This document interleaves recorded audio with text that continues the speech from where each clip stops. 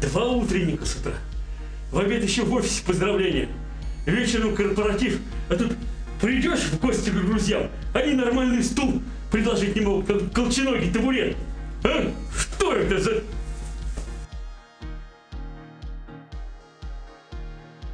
В общем, надо дедушке помочь. На самом деле, никогда я еще стульев и тем более тронов я не делал.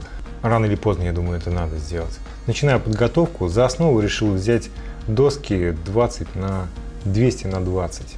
Делаю разметку. Доски купил скругленные с одной стороны, они облицовочные. Более подходящего размера я просто не нашел. Вообще я вдохновился идеей этого трона в интернетах, увидел и решил повторить что-то подобное. Но тот трон делали из нестроганной доски, и, наверное, она толще была раза в 2. Вот. Но я подумал и решил, что ничего страшного не будет, если доски будут в 2 раза тоньше. Несущую способность они не потеряют. Даже Деда Мороза под 150 килограмм они вполне себе выдержат. Сделал разметку. Переднюю часть, передние ножки я сделал декоративные, вырезал лобзиком узор. Тут главное все зашлифовать, чтобы Дедушка Мороз себе занозу на причинном месте не поставил. Это, кстати, один из проектов, где я к размеру изделия подходил более тщательно. Потому что я переживал, что из-за ошибки в расчетах стул может шататься и быть менее устойчивым.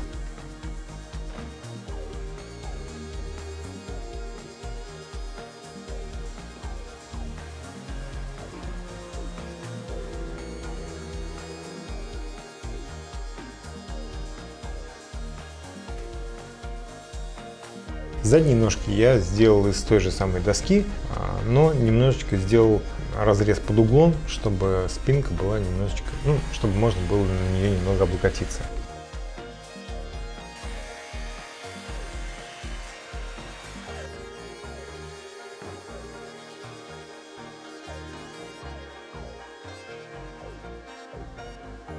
Вот также сделал узоры.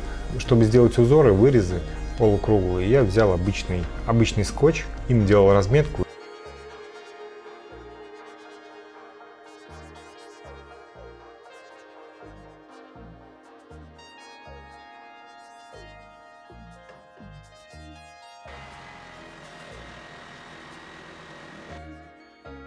И уже лобзиком выпиливал. Ну а все погрешности лобзика хорошо убираются шлифмашинкой, наждачкой с крупным абразивом.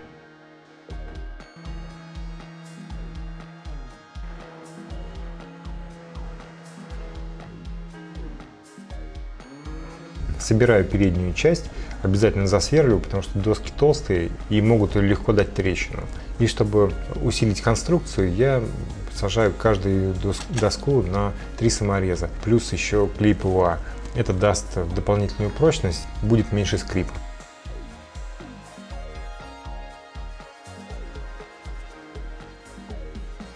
Поперечные утроны я решаю сделать из доски 40 на 150, по-моему.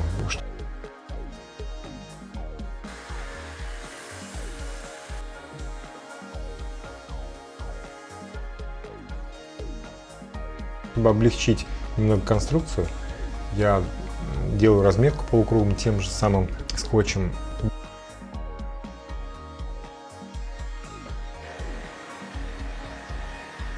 Вырезаю паз у 2 деталей и зашлифовываю.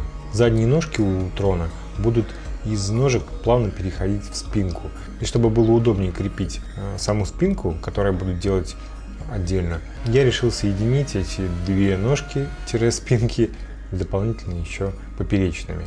Чтобы поперечные туда хорошо встали, я решил выфрезеровать пазы под брус, по-моему, 40 на 20. Пазовой фрезой это очень легко все сделать. Главное сделать крепкий параллельный упор. Соединяю по 2 детали сразу. К ножкам я прикручиваю тем же способом поперечные, дополнительно сажаю их на столярный клей. Тщательно угольником я выверяю, чтобы было ровно 90 градусов. При позиционировании очень удобно пользоваться струбцинами, но так как клея много, они тоже дополнительно скользят, так что нужно быть внимательным и 10 раз все перепроверять. Собираю воедино всю конструкцию, прикручиваю на 2 длинных самореза. Я здесь использую черные саморезы, но этот трон поедет в другой город, и уже в финальной сборке он будет крепиться, собираться на саморез другого цвета, например, золотистый.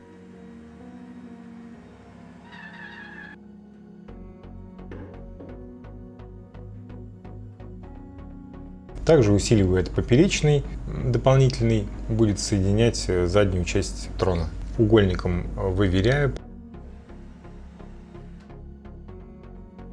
проверяю, все ли я правильно сделал. На мое счастье, с первого раза я попал в нужный размер, отклонений никаких не было, везде было ровно 90 градусов.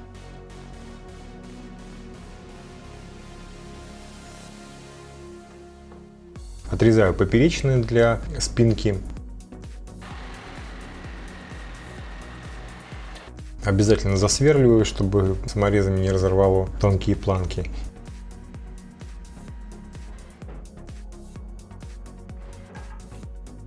И дополнительно сажаю на клей ПВА и затягиваю все саморезами.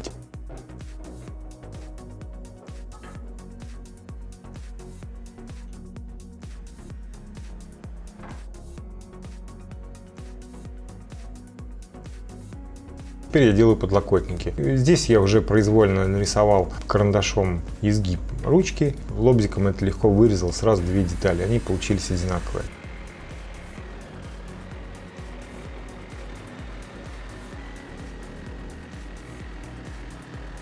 Шлифанул, в принципе, на 2 самореза и крепление косой шуруп я поставил это уже на трон. Теперь осталось собрать 2 щита, это сиденье и спинку трона. Здесь я решил не усложнять, соединить оба щита на косой шуруп, даже без использования клея. Конструкция, я думаю, что вполне себе выдержит практически любой вес. Так как доски были не очень ровные, я думаю, использование клея, наоборот, было бы неуместно, и тогда бы углы у меня точно не сошлись. А крепление на косой шуруп дает щиту немного гибкости, и сиденье, и спинка будут плотно прилегать к основанию. Вообще, косой шуруп — это очень классное крепление, очень удобное. Единственное, вот у меня кондуктор китайский. Со временем, конечно же, хочу себе купить крэковский, и не один. Но вот пока китайский. Но все равно принцип тот же самый. Теряется только скорость, наверное, и, может быть, удобство. А так функции те же самые.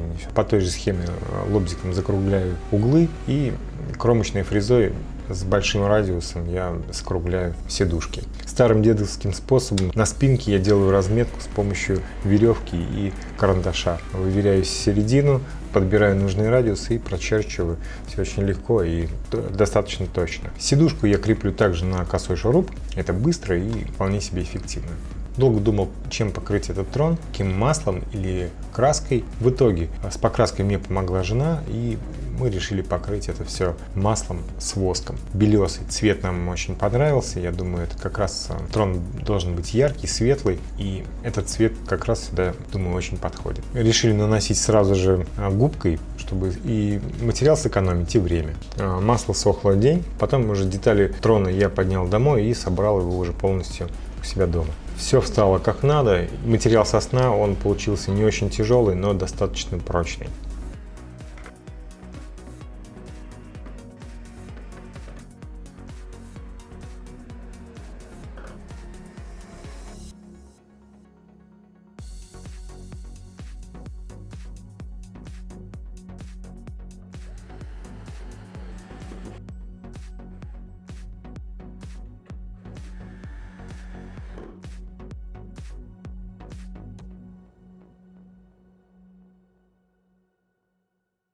Вот это другое дело. Вот это трон так трон. Ха, на нем и посидеть можно, и помечтать, и стихотворение послушать. А еще можно почитать.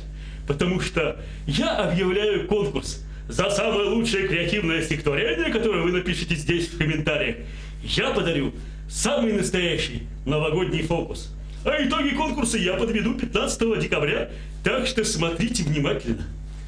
Ждем ваши стихотворения.